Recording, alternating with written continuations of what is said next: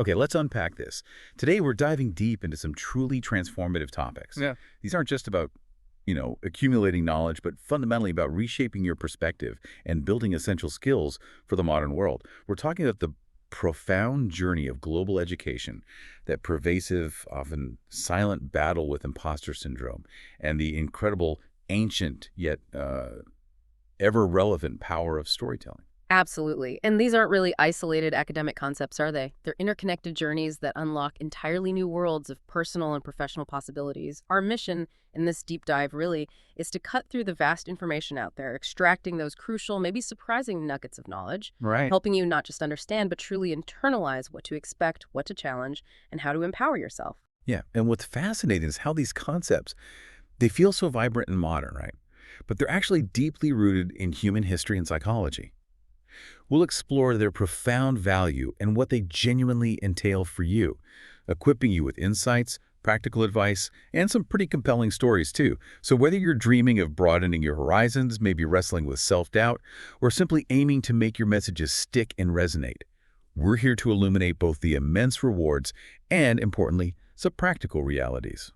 Let's dive in. Let's begin by exploring what truly motivates so many individuals to embark on an educational journey in a foreign country. The whole allure of global education. This isn't exactly a new phenomenon, is it? No, not at all. I mean, international education has steadily evolved. You had pioneering exchange programs back in the early 20th century, like the Rhodes Scholarship. Mhm. And now it's this incredibly diverse and sophisticated landscape we see today. The drive to learn beyond one's national borders has only intensified. And it's not just for the credential, but really for the whole experience itself. And the numbers certainly reflect that, don't they? Oh, without a doubt. In 2022 alone, UNESCO statistics showed over 6 million students were enrolled in tertiary education outside their home countries. 6 million. And that number just continues to climb year after year, largely propelled by globalization, yes, and increasingly accessible information, but also, I think, a growing understanding of the unique capital these experiences build. So who are the typical destinations? Are we seeing any shifts there, or is it still the usual suspects? Well, the traditional powerhouses like the United States, the UK, Australia, Canada, they continue to be top destinations, absolutely. But we're witnessing some really exciting shifts. Emerging hubs like Germany and China are increasingly attracting a substantial number of students. And not just as alternatives, but often as preferred choices. Oh, that's interesting. What's driving that shift specifically? Why them? Well, Germany, for instance, it offers immense appeal with its predominantly tuition-free public universities.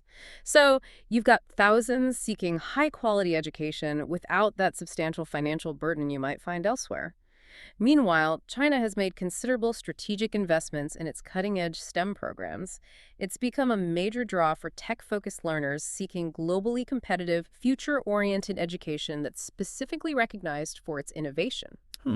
So it's often about finding a very particular academic or even like a research fit beyond just the general prestige or maybe a cheaper degree. Precisely. Many students, they're seeking highly specialized programs or research opportunities that just aren't available or aren't as developed in their home countries. Imagine a student passionate about tropical marine biology. Well, Australia, with its unparalleled access to the Great Barrier Reef, becomes an essential choice. It offers hands-on research that's globally unique. Or someone interested in leading-edge AI, Singapore has strategically positioned itself as a global hub for that field, offering unique industry connections you won't find easily elsewhere. Right. And beyond specific curricula, there's also that profound human desire, isn't there? To acquire a new language or cultivate cross-cultural skills in a truly immersive way. I imagine that's where the real transformation begins, beyond just the academics. That's often where the deeper, sometimes unexpected transformation lies. This commitment to studying abroad, it inherently pushes individuals outside their linguistic and cultural comfort zones. And that's precisely where authentic personal growth occurs.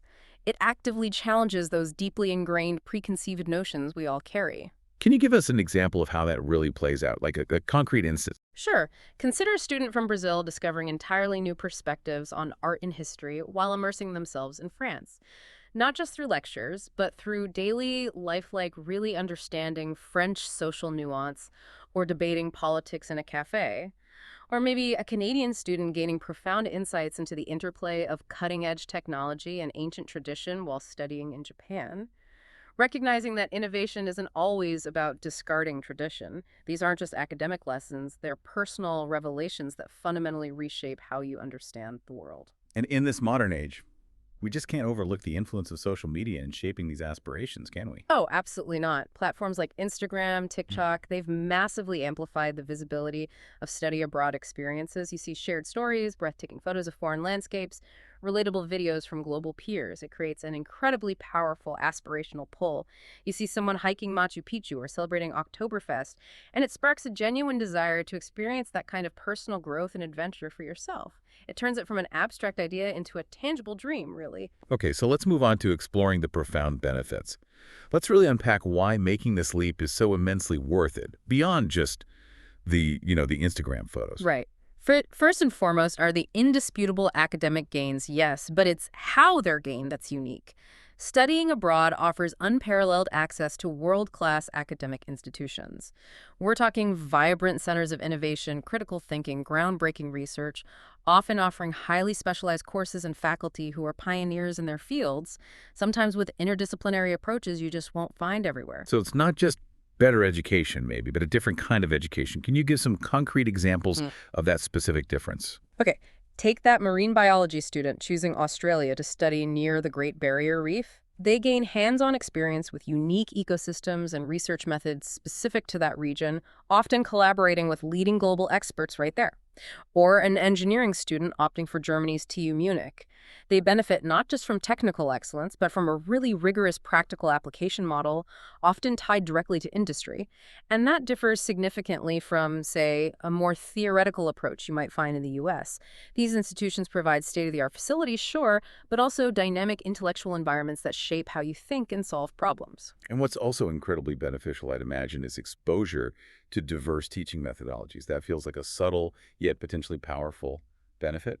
It's a huge point, and often underestimated. In the UK, for example, seminar-based learning really encourages critical thinking and debate over just rote memorization. In Scandinavian countries, the emphasis often shifts to project-based learning, fostering collaboration and problem-solving in teams. In Germany, you'll often discover a strong integration of theoretical knowledge with practical hands-on training and mandatory internships. So a student may be accustomed to traditional lecture-based learning in India might find these interactive European classes incredibly stimulating. It builds highly adaptable learning strategies and can even enhance their ability to navigate complex academic English. Right. And beyond the classroom itself, there's access to groundbreaking research that can open doors to very specific career paths. Absolutely. Leading international universities often boast robust collaborative partnerships with global organizations, industry leaders, leading-edge research initiatives. Imagine a computer science student in Silicon Valley collaborating directly with tech giants like Google or Apple on real-world projects while still studying. Or a medical student in Sweden engaging in public health research that could directly influence global health policies, working on data that spans continents. These experiences frequently provide a direct pipeline to highly sought-after future career opportunities, far beyond what a typical degree alone might offer. That academic rigor, especially when you're in a new system or maybe even a new language, must build incredible discipline too. Tremendously. Navigating an entirely new academic system, often in a second language, it demands strong organizational abilities, meticulous planning. Just think about preparing for oral exams, which are common in Europe. That requires a different kind of confidence and linguistic precision than traditional written tests. And this intense immersion, it profoundly hones advanced English learning abilities through consistent exposure to complex academic context, diverse accents. It really pushes you past your comfort zones to achieve real fluency and accuracy in demanding situations. And when we talk about personal growth, studying abroad really sounds like a journey of profound self-discovery and remarkable independence. It forces you to stand on your own 2 feet in a whole new way. Absolutely. Living independently in a foreign country inherently fosters a deep sense of self-reliance. Students are managing daily tasks like budgeting, cooking, navigating bureaucracy, maybe for the first time. Take the vivid example of a student mastering Tokyo's intricate subway system. It's not just about getting around, right? It's about conquering a complex challenge which directly enhances self-reliance and problem-solving abilities that translate into every aspect of life. Yeah, and this journey absolutely cultivates an incredible level of resilience, too. You're bound to face challenges you never anticipated. Yes, you absolutely are. You're going to face challenges, language barriers, visa delays, lost luggage, cultural misunderstandings. These things happen. But these are genuine opportunities for profound personal growth. Think about a student in Spain, maybe initially struggling with spoken Spanish, feeling embarrassed. But through sheer persistence and, importantly, the willingness to make mistakes, they master conversational skills. They find a voice they didn't know they had. Overcoming these hurdles builds significant emotional strength and adaptability. hmm And immersion in a new culture must change how you see yourself significantly, not just how you see the world. It really enhances self-awareness in powerful, introspective ways. When you're consistently exposed to different ways of life, diverse value systems, it naturally prompts deeper reflection on your own beliefs and assumptions, things you might have taken for granted. Actively participating in, say, a traditional Indian wedding might reveal the profound importance of community bonds in a way a textbook never could. It fosters a deeper understanding of your own identity and values by seeing them reflected against something different. And this process of navigating ambiguity also develops incredible adaptability and open-mindedness, challenging those deeply held biases. And interacting with such diverse people, trying to navigate different social cues and communication styles, that must build emotional intelligence immensely. Definitely. Engaging regularly with diverse peers, professors, locals, it builds emotional intelligence and cross-cultural communication skills in a very practical, hands-on sense. Imagine a student in South Africa volunteering in a local community project. Through that hands-on experience, they learn patience, active listening, they understand the complexities of social issues in a direct, impactful way. These are fundamental qualities that prepare students for truly global professional environments where collaboration across cultures is just the norm. And the cultural enrichment itself, that's a huge part of it, isn't it? The sensory experience, the immersion in daily life. Oh, it's truly a defining aspect, and often where the most vivid, cherished memories are forged. You're not just observing from afar, you're actively participating, like enthusiastically joining in carnival in Italy, or learning to lovingly prepare an authentic pasta dish from a local nonna. And for advanced English learning, it's things like actively understanding regional slang, like fair dinkum in Australia, or grasping the subtle humor in British English. That adds significant layer of cultural depth and authenticity you just can't get from a textbook or an online course. Yeah. And through this deep immersion, global awareness and empathy blossom. It seems like it truly changes your worldview. You instinctively start to see the world from myriad different angles. You understand your perspective is just one of many, and often not the only valid one. A student in China attending a Lunar New Year celebration might vividly understand the significance of family traditions in a collectivist society, maybe contrasting it with their own individualistic background.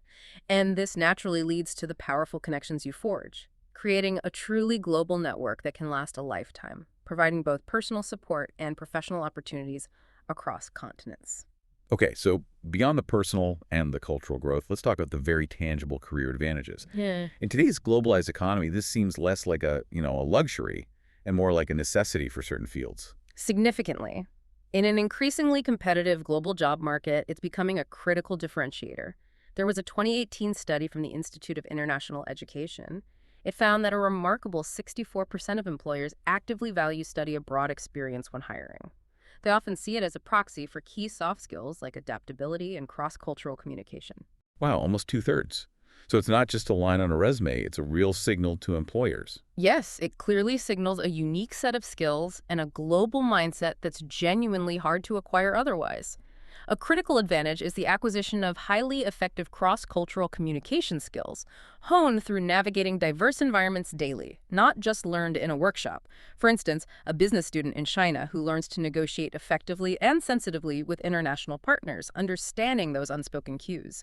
They gain invaluable skills for global roles, skills that can prevent costly misunderstandings later on. And a key advantage, perhaps one of the most powerful, is that global networking that happens almost organically. It's not just who you know, but who you connect with on a truly global scale. Absolutely. You connect with professors who are leaders in their fields, diverse peers from literally everywhere, and often professionals through internships or industry seminars.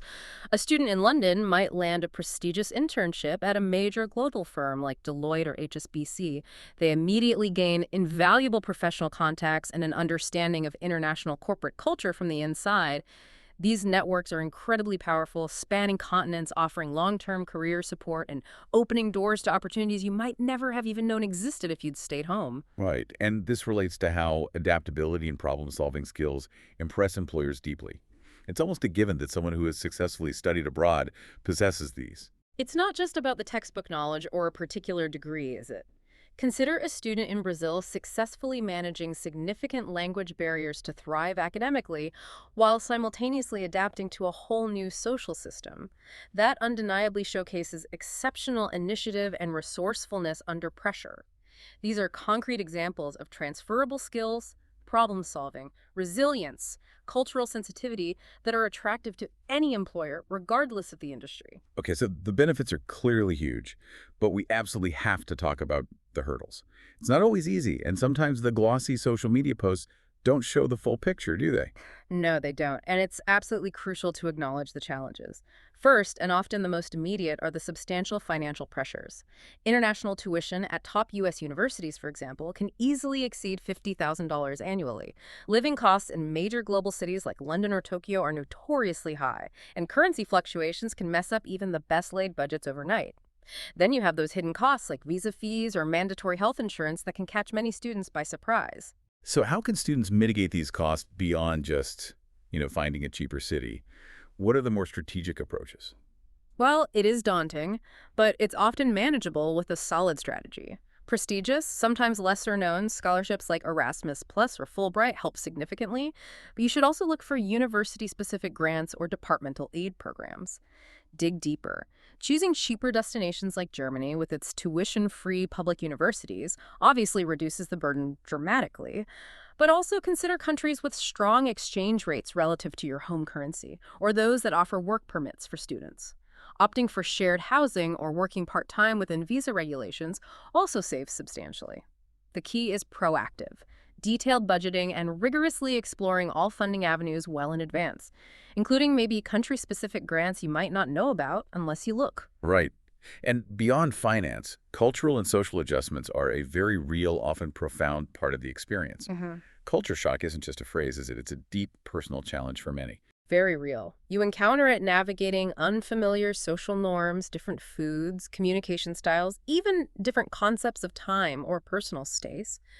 Homesickness often kicks in, and it can intensify particularly during holidays or milestones. Building new, meaningful social connections takes time and effort, especially in cultures with different social norms or where your language proficiency is still developing. So what can you do proactively to maybe ease that culture shock, or at least manage it better? Being proactive is key. Actively joining student clubs or societies, attending cultural events hosted by the university, seeking a mentor from your host university, or participating in an international student group. These things make a huge difference in building a support network early on. Comprehensive pre-departure research on local customs, idioms, even nonverbal communication helps immensely too. Don't wait for problems to arise. Build your support system from day one. Academic adaptation can also be surprisingly daunting, right? It's not just the subject matter, but the system itself that's new. Definitely. You're not just learning new material, you're adjusting to entirely new academic systems, different rating curves, different expectations for participation, different teaching styles. Even in English-speaking countries, subtle language barriers can be a challenge. Thick accents, specialized academic jargon, or different expectations for essay structure. These can hinder full participation even for students aiming for advanced English learning. You might be conversationally fluent, but the academic discourse is a whole new level. So specific preparation tips are vital here. What really helps students hit the ground running academically? Absolutely crucial. Taking specialized language courses beforehand, maybe focusing on academic vocabulary or advanced conversation related to your specific field, that helps. Or thoroughly researching academic expectations and common essay structures in that country's system. And don't underestimate the power of simply asking your professors for clarification on assignments or grading criteria early on. It shows initiative. And finally, there are those logistical and legal complexities. The bureaucracy alone can be overwhelming, I imagine. It certainly can feel like a labyrinth sometimes. Visa applications alone are notoriously complex, demanding extensive documentation and strict timelines. Missing a deadline can be a disaster. Finding affordable, suitable accommodation can be incredibly competitive, requiring very early planning. And navigating unfamiliar healthcare systems adds another layer of complexity and potential stress. Crucially, strictly adhering to all visa and work restrictions is absolutely essential. Ignorance is no excuse, and violations can have serious long-term consequences. So with all these potential hurdles, what are the most critical practical solutions for a smoother journey? What's the bottom line advice? Okay, bottom line. Thorough pre-departure research is paramount. Don't just skim the university website. Deep dive into official resources, student forums. Use all available university support services they exist to help with everything from visa issues to housing to academic support. Connect with current students or alumni for invaluable first-hand advice and practical tips they've been through it. Planning housing early, like months in advance, and fully understanding your healthcare options can significantly alleviate initial stress. In short, preparation is unequivocally the key to maximizing the experience and minimizing those unexpected stressful bumps in the road. Let's look at some real-life journeys now to bring all this to life, showing how these challenges are actually overcome by real students. Okay, first, Maria. She was a determined biology student from Brazil who chose Kyoto University in Japan. She faced persistent language barriers initially and really struggled adapting to Japan's more reserved culture, feeling quite isolated at first. But she proactively joined a university language exchange club. Through that, she rapidly learned conversational Japanese and, crucially, made friends who helped her navigate social norms. Academically, she thrived in hands-on research on aquatic ecosystems at a leading lab. She managed costs through a scholarship and part-time English tutoring. But her true achievement, looking back, was cultivating incredible personal resilience and adaptability, which profoundly shaped her successful career later in environmental science. That's a great illustration of perseverance paying off, especially the social integration part. What's the second one? Ahmed. He was an ambitious engineering student from Egypt who chose TU Munich in Germany. He faced intense academic rigor right away and had to adapt to a new, more integrated grading system where practical application was heavily weighted. He proactively formed diligent study groups with both German and international students that helped with academics and social integration. He also consistently consulted professors during their office hours, learning to advocate for himself effectively. Culturally, he truly embraced German traditions, participating in events like Oktoberfest, which helped build lifelong friendships. He then secured a highly competitive summer internship with Siemens, which actually led directly to a coveted job offer upon graduation. It really showcases how academic excellence combined with cultural integration opens major doors. A powerful illustration, yeah. How international academic and practical experience can lead to exceptional professional opportunities, especially when combined with that proactive approach to integration. Indeed. Ahmed's story is a powerful testament to meticulous preparation, not just academically, but culturally, and maintaining an incredibly open mind for new experiences, even when they feel challenging or unfamiliar at first. So as we circle back to our core message here, studying abroad is undeniably a profound, life-altering endeavor. It's really an investment, isn't it? Not just a trip or a gap year. It unquestionably demands careful planning, significant personal initiative, and an open, adaptable mindset that's non-negotiable. But for those who courageously embark on this transformative journey, the myriad rewards, the unparalleled academic enrichment, the profound personal growth, the distinct career advantages, they consistently and overwhelmingly outweigh the initial challenges. It is an investment not just in your education, but fundamentally in yourself and your entire future worldview. And as you, our listeners, consider this incredible opportunity for yourself, here's a final thought-provoking idea to leave you with. Beyond the academic achievements and career benefits we've thoroughly discussed, consider this. How might stepping into a truly different culture fundamentally reshape your deepest worldview? How might it challenge ingrained assumptions you didn't even know you held about society, about human nature, about how the world really functions? What unique and valuable perspectives might you uncover? And how could that newly acquired understanding profoundly empower your contributions in an increasingly complex and interconnected globalized world? It's a journey not just to a new place, but potentially to a completely new way of seeing and being. So we've explored the transformative power of global education, which, as we said, often throws you into uncomfortable but growth-inducing situations. That feeling of being out of your depth, but maybe not quite belonging. Well, that brings us perfectly to our next deep dive imposter syndrome among students. It's that really pervasive nagging feeling, isn't it? That you don't truly belong, that you're somehow a fraud despite everything you've achieved. That's a perfect way to frame it. Imposter syndrome. It isn't a formal medical diagnosis, right? But it is a deeply significant psychological pattern that affects an astonishing number of high achievers. It involves doubting your accomplishments and living with this persistent, often secret fear that you'll be exposed as unqualified or not good enough. So today, our deep dive will lead us through understanding what this actually is, why students seem particularly vulnerable, how it shows up in different forms, different flavors, if you will, and most importantly, actionable, research-backed strategies you can use to start conquering it. Right. Imagine yourself in a demanding lecture, maybe a challenging calculus class or an advanced literature seminar. Everyone else seems to be nodding along, looking like they totally get it. You might be sitting there thinking, am I the only one completely lost here? Did they make a mistake letting me into this program? Am I really smart enough for this? It's in those quiet, self-critical moments that imposter syndrome often kicks in hardest. This pattern involves a profound, gut-level doubt in your own capabilities, even when there's clear, objective evidence like excellent grades or acceptance letters proving you're capable. It's this strange disconnect between external validation and internal belief. And what's really striking, and maybe even a bit reassuring for listeners feeling this, is how incredibly common it is. It's definitely not a rare affliction for just a few insecure people. No, not at all. Studies suggest that up to 70% of people will experience this at some point in their lives, so it's almost universal. And students, especially in those high-pressure academic environments from highly selective universities to competitive graduate programs, they seem exceptionally susceptible. It hits top achievers, valedictorians, first-generation scholars, even those who look like they have everything perfectly under control from the outside. What's maybe less talked about is how this very fear can sometimes drive individuals to overachieve, paradoxically leading to greater external success, but at a hidden cost of chronic stress and anxiety. Wow, 70%, that's a huge majority. What does that statistic tell us about the pressure students face today specifically? It shows just how widespread this feeling is, and crucially, how much it thrives in isolation. Imagine a first-year student in a tough coding class, maybe they got a scholarship, feeling completely overwhelmed. They might be sneakily Googling basic terms during the lecture, convinced their admission was a mistake and that everyone else is miles ahead. But then maybe they overhear a classmate quietly saying they're struggling too, or see a top student ask what they might perceive as a basic question in office hours.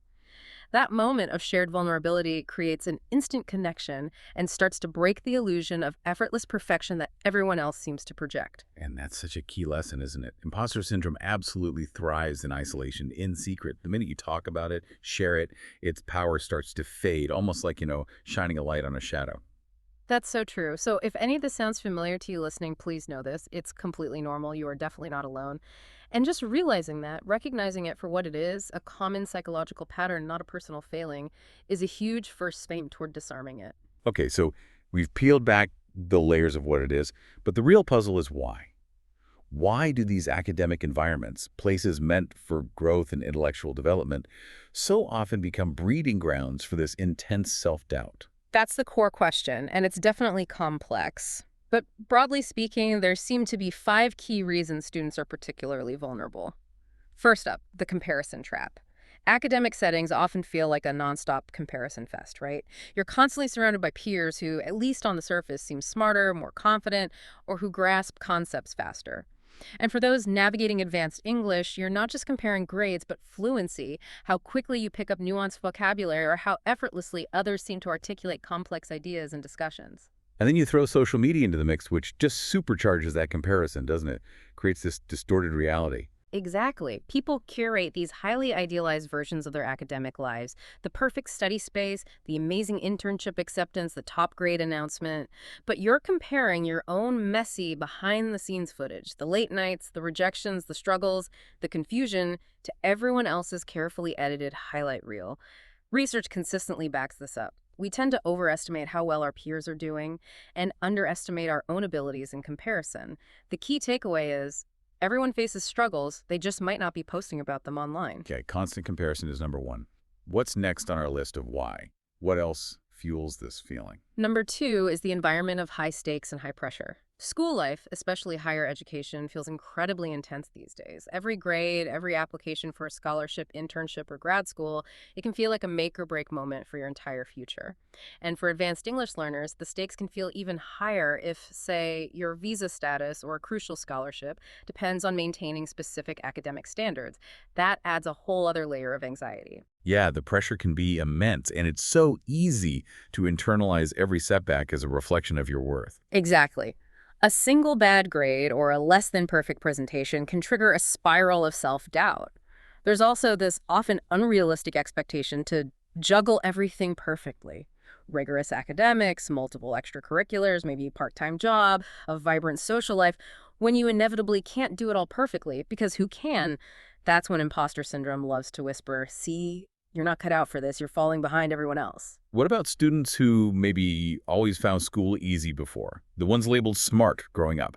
I imagine they hit university, things get genuinely hard, and suddenly it's a whole new ballgame. Uh, that brings us perfectly to number 3, the gifted kid curse, as some call it. Many students were told they were exceptionally bright all through their younger years. School might have come relatively easily, perhaps requiring minimal effort, but when they hit the genuine rigor of university or graduate school and actually have to struggle or exert significant effort for the first time, it can feel like a fundamental failure of their core identity. This ties directly into Carol Dweck's groundbreaking work on mindsets. If you have a fixed mindset, believing your intelligence or abilities are static traits, then hitting a real academic challenge feels like definitive proof you aren't as smart as you thought. But the key shift is realizing that struggling isn't failure. Struggling is learning. Struggling is growth. That's such a helpful reframing, shifting from I'm not smart enough Right. to, okay, I'm in a new growth phase. This is what learning feels like. What else makes students feel like outsiders or like they don't truly belong in these spaces? Number 4 is about diversity and representation gaps. Imposter syndrome can hit even harder for students from underrepresented communities. We're talking first-generation college students, students of color, women in certain STEM fields, LGBTQ plus students, students with disabilities. Really, anyone who feels like they don't fit the perceived typical mold or doesn't see themselves fully reflected in the faculty or the student body majority.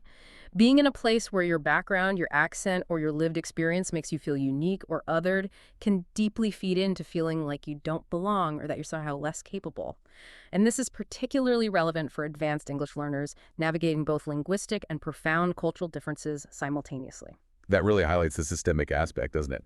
How the environment itself can amplify these feelings. Okay, one more factor. Yes, the 5th point is the often underestimated challenge of the transition to independence. Moving to college or grad school is frequently the first time a student is truly on their own, fully responsible for their academics, their schedule, their finances, their entire life, really. Now, for advanced English learners, add navigating a potentially new country, an unfamiliar culture, and a new language, often far from their established home support systems. During this intense adjustment period, it's incredibly easy to misinterpret normal challenges, like messing up scheduling, struggling to balance responsibilities, or finding it hard to make friends initially, as proof that you are fundamentally inadequate or inept. All right, so you blame yourself for what's actually just a normal part of adjusting to a massive life change. Precisely. It's crucial to remember these are universal adjustment experiences, not personal failings. Everyone struggles with that transition to some degree. So we know what it is, we know why it happens. How does it actually show up? You mentioned it's not the same for everyone. And I'm curious about the different masks it wears, these archetypes you mentioned. It really is quite varied, and recognizing the specific pattern in yourself is an important step towards addressing it effectively.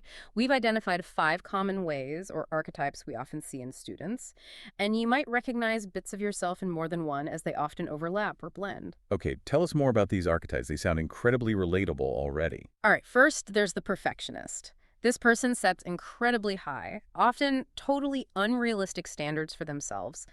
Getting a 95 on a test isn't good enough. They fixate intensely on those tiny mistakes, convinced that anything less than flawless execution will expose their perceived shortcomings. For an English learner, this might look like agonizing over every tiny grammatical slip in an essay, even if the overall meaning is perfectly clear and impactful. Then number 2, the overworker, sometimes called a super student or workaholic. This person feels compelled to work much harder than their peers, putting in excessive hours just to feel like they belong or measure up. They're constantly running on fumes to keep up appearances, believing that sheer effort, not intrinsic ability, is their only currency. Hmm. I think many of us have been that overworker at some point, especially under pressure. Oh, absolutely. Third is the lone wolf. This type actively avoids asking for help from professors or classmates. They're convinced that seeking assistance will expose them as a fraud or as unintelligent. If I were really smart, I wouldn't need help. Ah, So they struggle alone, compounding the isolation and the weight of their self-doubt. Fourth, we have the natural genius. These are often folks who are used to things coming easily to them, perhaps having excelled effortlessly in earlier academic stages. When they finally encounter something that requires real, sustained effort or genuine struggle, they panic. Needing to try hard feels like a fundamental failure of their core identity, proving they're not the genius they or others thought they were. And finally, number 5, the superhero. This student tries to excel perfectly in every single area of life at once. Flawless grades, leadership roles in multiple clubs, maybe a demanding part-time job, maintaining a vibrant social life, all simultaneously. It's utterly exhausting, unsustainable, and often driven by a desperate need to prove their worth across all domains. those archetypes are really illuminating. I can definitely see bits of myself in several of those, actually, depending on the situation. Is usually one clear type dominating, or more of a mix? And which one do you think tends to be the most debilitating for students? It's definitely more common to see a blend. They're not mutually exclusive categories. People are complex. You might be a perfectionist about your academic work, but maybe a lone wolf when it comes to asking for help on a group project. As for the most debilitating, I often think the lone wolf can be particularly damaging because it actively prevents the very things that help combat imposter syndrome: connection, seeking support, and crucially realizing you're not alone in your struggles. It feeds the isolation. That makes total sense. The antidote is connection, and that type actively avoids it. So we know what it is, why it happens, and how it shows up. Let's talk about the real impact, because this isn't just a minor annoyance or a fleeting feeling of self-doubt, is it? It can truly derail a student's progress and well-being. You're absolutely right. The impact can be quite significant, often creating a vicious cycle that's hard to break. A major area is mental health struggles. That constant cycle of self-doubt, the anxiety about being found out, the pressure, it can directly lead to heightened anxiety, sometimes significant depression, and very often complete burnout, where students just feel overwhelmed and shut down. Research clearly links imposter syndrome with increased stress, lower self-esteem, and poorer mental health outcomes for students, sometimes with long-term effects. Just the sheer exhaustion of constantly keeping up that facade, pretending you've got it all together, must be incredibly draining. Exactly.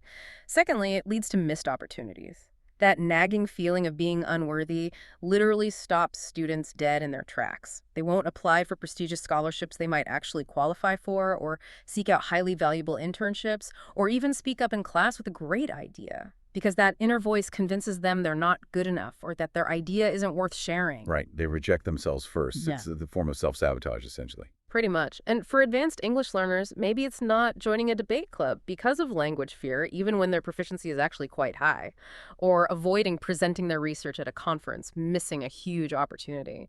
Then there's the related issue of procrastination and paralysis, the fear of being found out, of not meeting those impossible standards. It can be utterly paralyzing. So you put off starting that big assignment, you avoid speaking up in class, or you delay studying for a crucial exam until the last minute. And ironically, that very procrastination just reinforces the self-doubt when the outcome isn't what they'd hoped for. See, I knew I couldn't do it.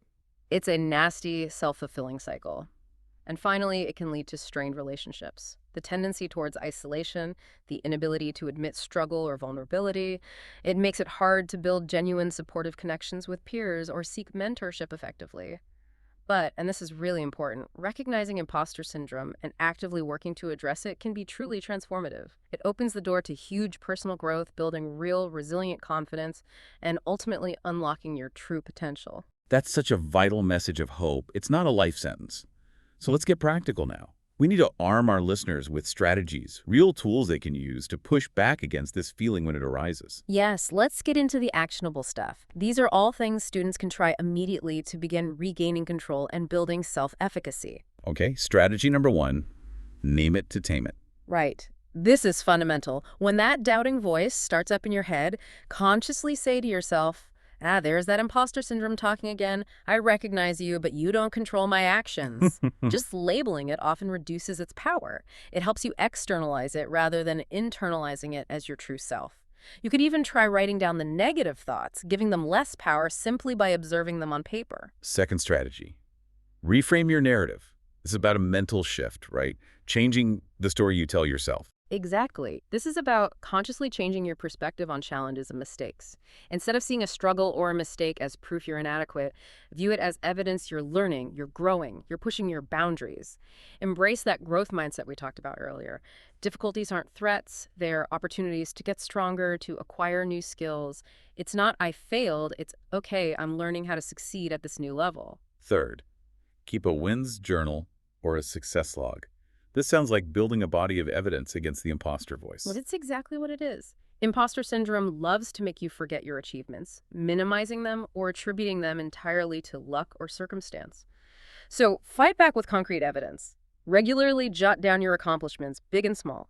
A successful presentation, understanding a complex concept, successfully navigating a tricky conversation in a new language, or even just finishing a challenging assignment on time. When doubt creeps in, you can literally open that journal and see the undeniable proof you're capable and have overcome challenges before.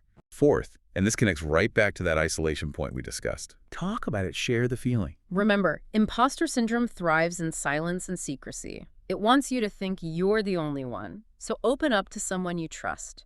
A friend, a classmate, a mentor, a family member. You'll likely be surprised how often the response is, "Oh my gosh, me too," or "I totally feel that sometimes." That normalization is incredibly powerful. It transforms a secret burden into a shared human experience. Fifth, ask for help. And I think for many, especially those lone wolf types, this is the hardest one to actually do. It can be, but it's crucial precisely because it challenges that lone wolf archetype directly. Seeking support is not a sign of weakness. It's a sign of strength, self-awareness, and resourcefulness. Smart people ask for help. Make use of university resources like professors' office hours, tutoring centers, writing labs, or campus counselors.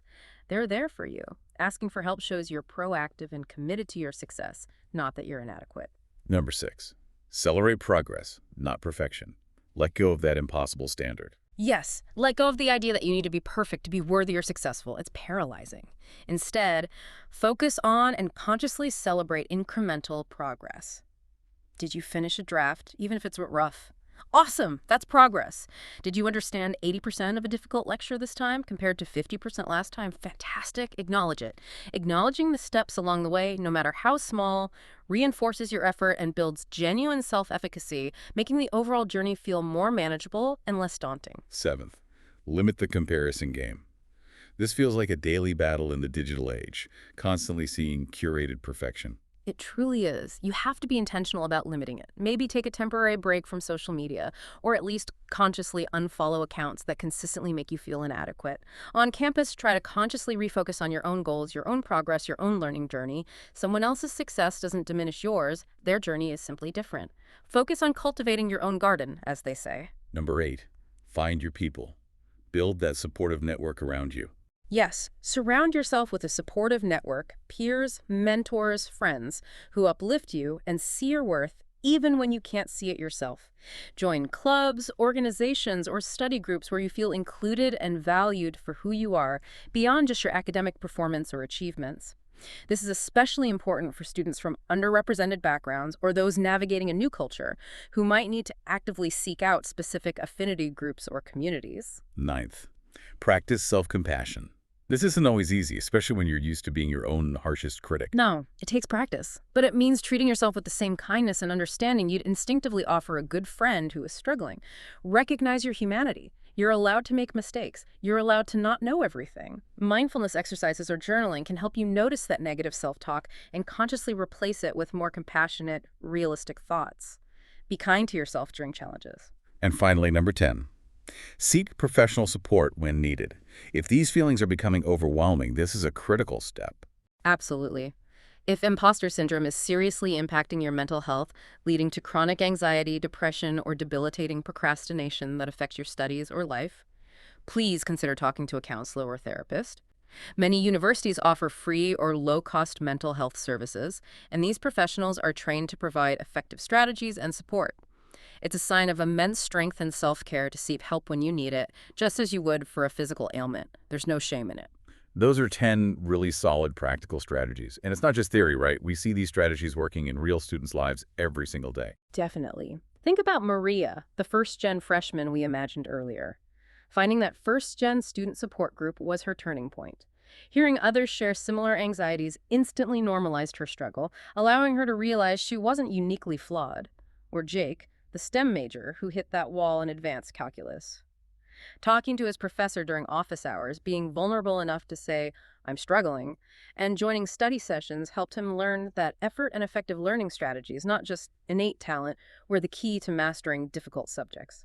Then there's Aisha, the grad student feeling inadequate in her competitive research group. Keeping that wins journal helped her see her steady, incremental achievements over time, and having open conversations with her advisor validated her unique research path and contributions, rebuilding her confidence. Those stories really bring the strategies to life, and the research overwhelmingly supports this, confirming both the prevalence and the solutions. Yes, study after study confirms how common imposter syndrome is, especially in demanding fields.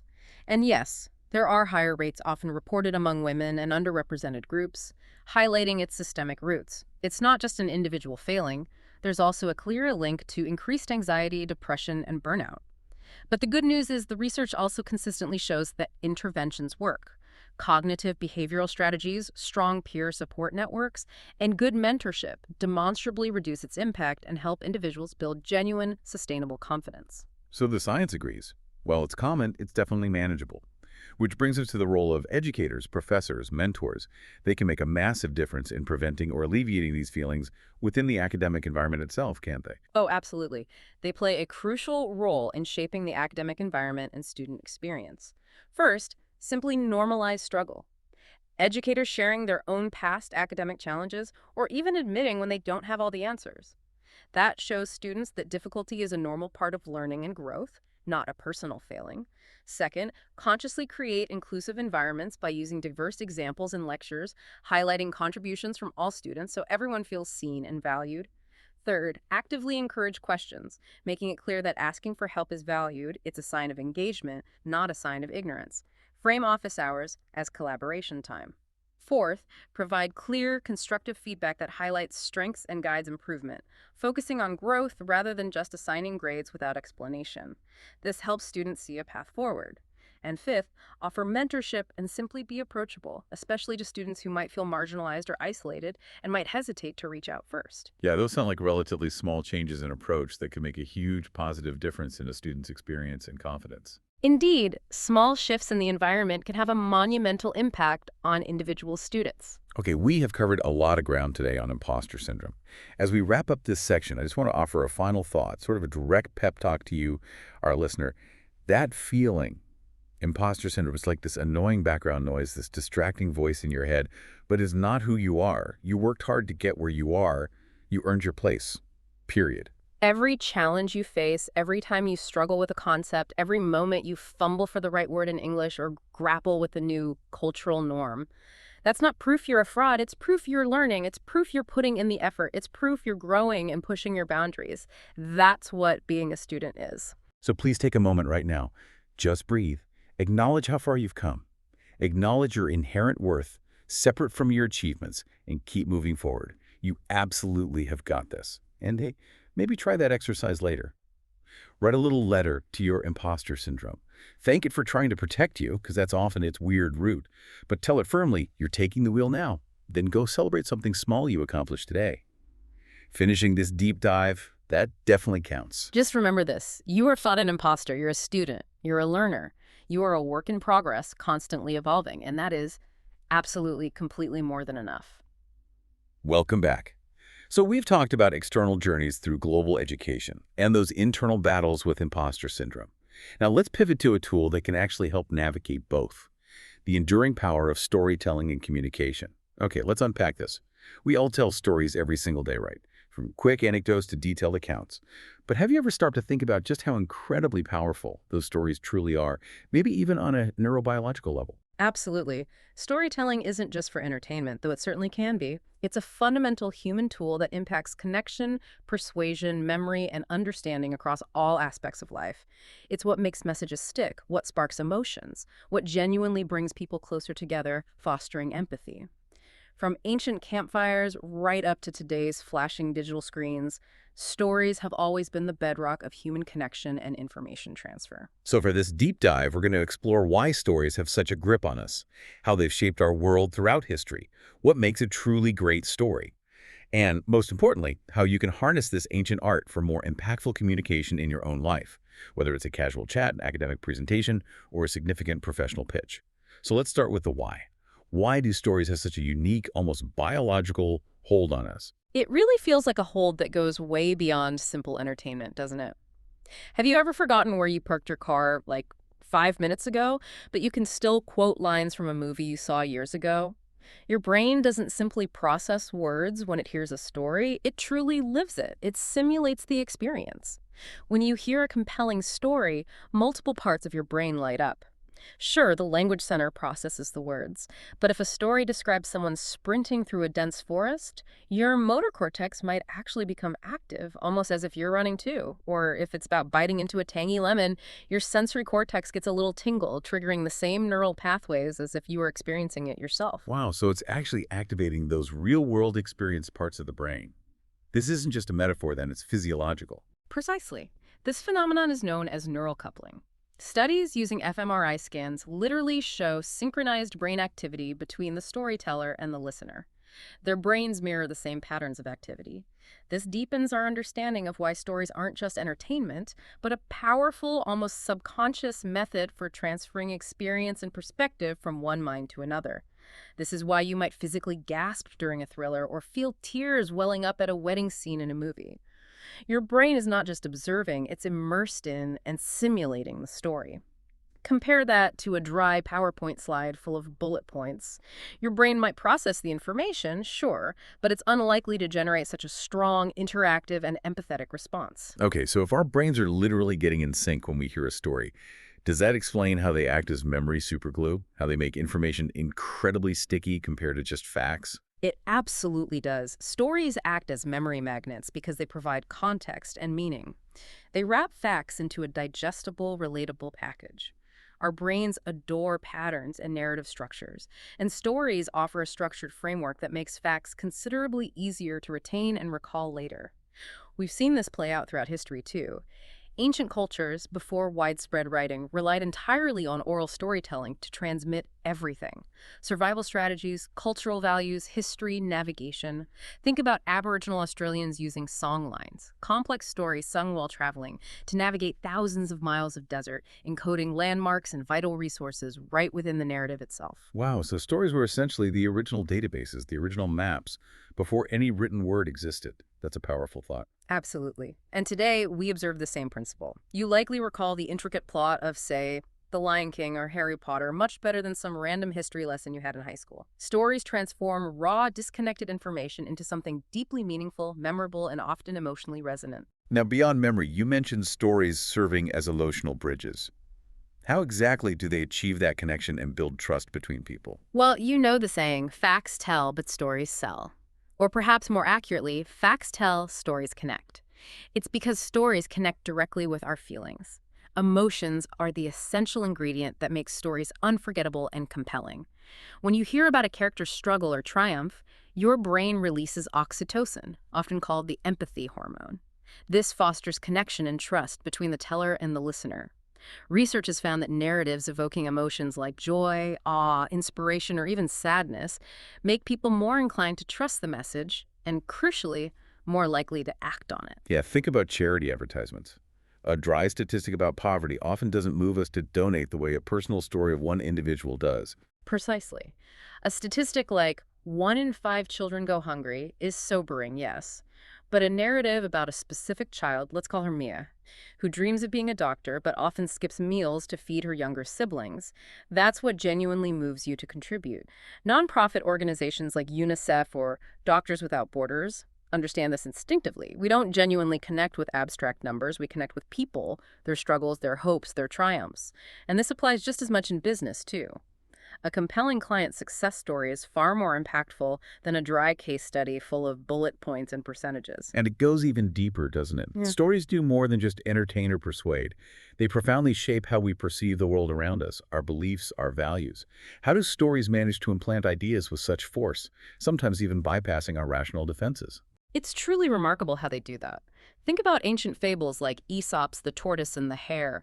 It conveys a profound lesson about persistence triumphing over arrogance, shaping moral understanding for generations. Or a novel like George Orwell's 1984 or Margaret Atwood's The Handmaid's Tale. These stories influence generations' views on power, surveillance, and social control by inviting readers into a specific visceral experience. Stories have this incredible ability to plant ideas in our minds, often with far greater power than purely logical arguments because they engage us emotionally and imaginatively. What do you mean exactly by bypass our defenses? How does that work? Well, if someone presents a logical argument you disagree with, your intellectual defenses might go up immediately. You start looking for flaws, counterarguments, reasons to reject it. But a story, it invites you in. It asks you to suspend disbelief, to step into the character's shoes and see the world through someone else's eyes, often without you even realizing your opinions or assumptions are being subtly influenced. Research has shown that individuals are more likely to alter their opinions or even their behavior when presented with a compelling narrative compared to a purely logical argument. So stories cleverly invite us to view the world through someone else's experiences, subtly shaping entire worldviews over time, making ideas feel lived rather than just told. That's a really powerful idea. Let's take a quick journey through time then to see just how storytelling has evolved across human history, adapting to new technologies. Okay, picture this. Maybe 30,000 years ago, early humans huddled in a cave, painting vivid scenes on the walls, hunts, migrations, maybe spiritual figures. These cave paintings weren't merely art, they were primal stories, capturing triumphs, warning about danger, cementing collective memory and knowledge. Then, fast forward to ancient Mesopotamia around 2000 BCE, and we have the Epic of Gilgamesh, one of the oldest written narratives we know of. It grapples with incredibly universal themes like friendship, mortality, the search for meaning, loss. These early stories shared vital knowledge, yes, but also forged a strong sense of collective identity within tribes and early civilizations. And before the written word became widespread, stories thrived primarily through oral tradition, didn't they? Evolving with each telling. Absolutely. In ancient Greece, you had bards like Homer spinning epics like the Iliad and the Odyssey to captivated audiences. These were dynamic performances, often adapted on the fly to suit the crowd or the occasion. In West Africa, the griots served as esteemed keepers of history, genealogy, and culture, singing stories of kings and battles, acting as living libraries for their communities. These oral traditions were fluid, dynamic, evolving with every retelling, ensuring they stayed relevant and impactful across generations. Beyond entertainment, think about Polynesian navigators using complex star stories intricately tied to constellations to sail across the vast Pacific Ocean. They were encoding vital navigational data within narrative structures. Stories were the original dynamic databases passed down not through scrolls, but through human memory and voice. That's a compelling point about stories as knowledge transfer systems. So then when writing emerged and became more common, giving stories more permanent home, how did that change their impact? It was certainly a revolution in how stories were preserved and disseminated. Ancient scribes in Egypt and China meticulously recorded tales, safeguarding them for countless generations, allowing for wider reach and more consistent versions. But the real game changer for mass distribution was the invention of the printing press in the 15th century. Suddenly, stories could reach the broad masses, not just the elite or those present for an oral telling. This became a powerful tool for shared culture and even social change. Books like Don Quixote not only entertained, but also helped shape distinct cultural identities and sparked societal debates across Europe. Then, in the 19th century, novels emerged as an even more powerful force for social commentary. Think of Charles Dickens's A Christmas Carol. It's credited with directly influencing social reforms in Victorian England by humanizing the plight of the poor through compelling characters. Stories became powerful instruments for challenging the prevailing social order and imagining different futures. And then the 20th century just blew the doors open with entirely new ways to tell stories. Radio, film, TV, bringing stories directly into people's homes on an unprecedented scale. Right. Radio transformed stories into shared national experiences almost overnight. Orson Welles' 1938 War of the Worlds broadcast famously convinced many listeners that aliens were actually landing, highlighting the medium's incredible immersive power. Then came film and television, rendering stories visual and truly immersive, fostering shared global narratives and cultural icons. Movies like Star Wars didn't just tell narratives, they forged entire cultural phenomena, shaping generations. And today, of course, the internet has completely democratized storytelling. Anyone with a smartphone can potentially share their experience with a global audience instantly. The medium continuously changes, becoming more interactive, more visual, more immediate. But the fundamental human need for and power of storytelling endures. So what actually makes a story great, whether you're crafting a complex novel or just sharing a quick anecdote with a friend? The best stories seem to share some universal key ingredients, don't they? They certainly do, and understanding these can help anyone become a better, more impactful communicator. First, every great story needs a relatable hero. Now, this isn't necessarily a superhero in a cape, right? It could be a busy parent juggling work and family, a curious new employee trying to navigate office politics, or even a struggling student facing a tough exam. The crucial aspect is relatability.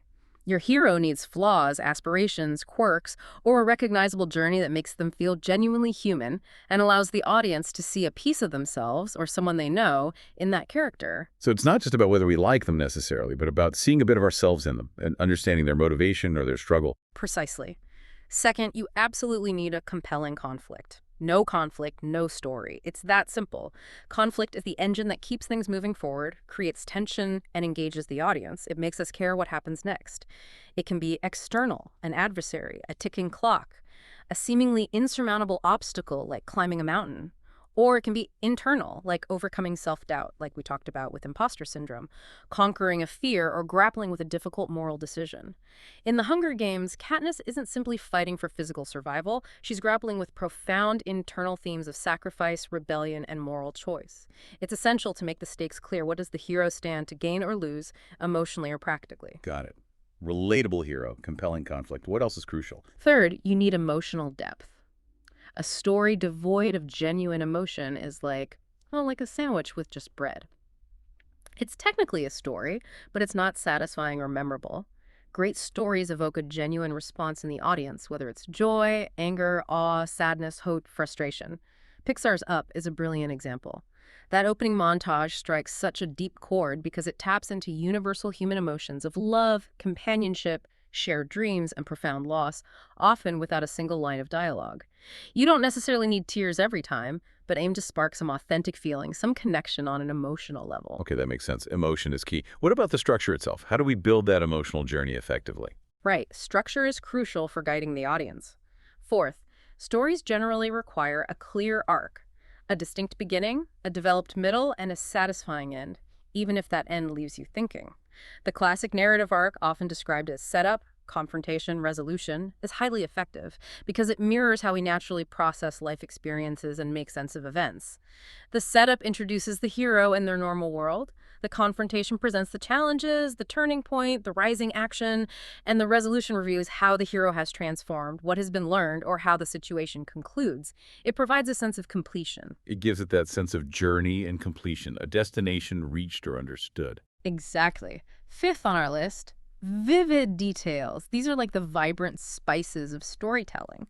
They bring the narrative to life and make it feel real.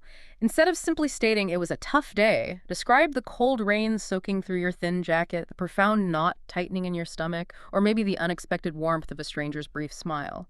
Show, don't tell is the classic advice, and it holds true.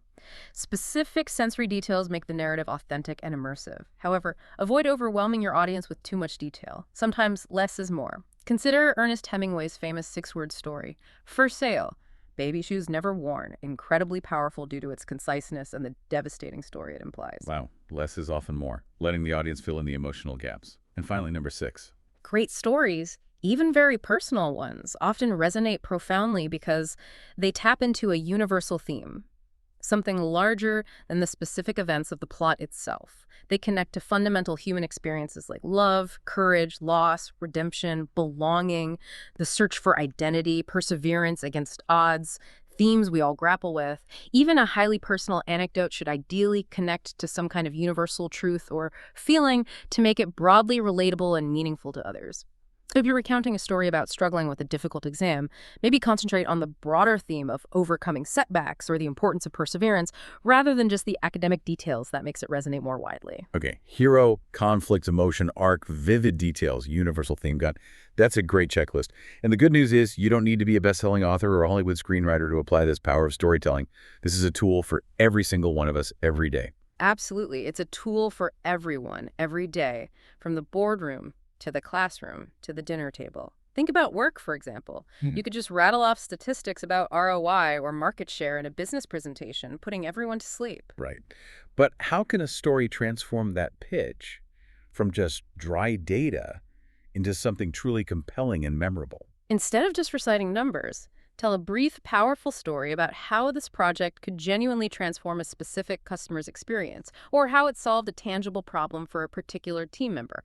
Make it human. Steve Jobs was an absolute master at this, wasn't he? When he unveiled the first iPhone in 2007, he didn't just list features, he narrated a story of a revolutionary device that would reinvent the phone and fundamentally alter how we live and connect. And storytelling also cultivates trust in the workplace. Research published in Harvard Business Review found that leaders who share personal stories, even small ones about mistakes or lessons learned, are perceived as more authentic and trustworthy, fostering stronger team bonds. So the next time you're leading a meeting or giving a presentation, maybe try beginning with a brief story about why this project genuinely matters to you personally, or how the initial idea originated from a specific problem you observed. It's a subtle shift, but it can be incredibly impactful. It immediately engages your audience on an emotional level, making them care more. What about education? Educators have long understood, intuitively or explicitly, that stories make lessons far more memorable and engaging than just reciting facts. Yeah, it feels like it's baked into good teaching, doesn't it? Yeah. Not just a nice-to-have bonus. Oh, absolutely. It gives context to abstract facts, makes complex theories approachable, and humanizes history or science.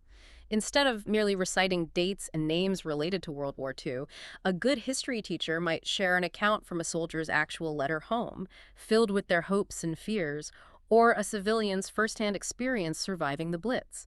Suddenly, history feels alive, personal, and profoundly relevant, not just a list of events.